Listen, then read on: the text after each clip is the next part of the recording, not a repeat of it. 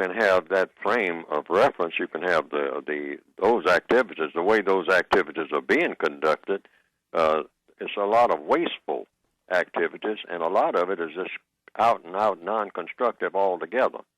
It goes from just pure waste, just people just kind of milling around. I mean, with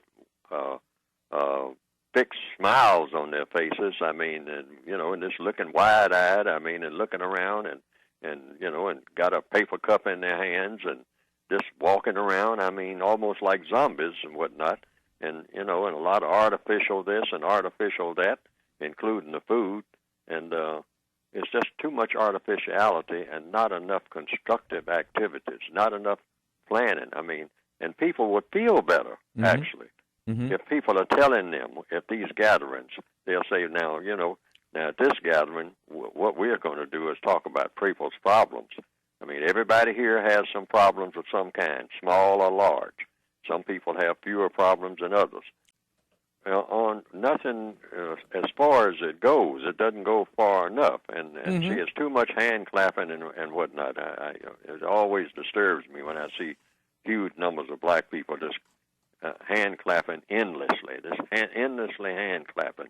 It's disturbing because there's no second act, and there's too much of it. I mean, you can just be better, no hand clapping at all, and everybody just says, "Hey, we're going to assemble in room number C, meeting room, and now at least the Corleones, like this program opens up, we're going to meet in here and we're going to talk business. We're going to talk business. I mean, we're going to go right from the getting your diploma and go right over here in this big meeting room, and then we're going to take it right from there, and you're going to be a lot happier when you come out of that meeting room because we are going to talk about what you are going to be doing as of tomorrow now that you have graduated.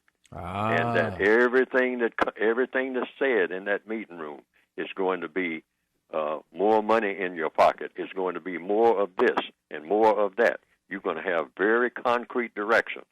You're not going to just be walking around with a piece of paper in your hand and your cap and gown and looking out at this great big angry world and wondering, what am I going to do now? Which is exactly what happens with too many people. It shouldn't be that. You move over to the very next room right after you pick up that piece of paper. And in that room, hey, now we get down to business of your next step. And the next step is going to be something that's going to make you very happy.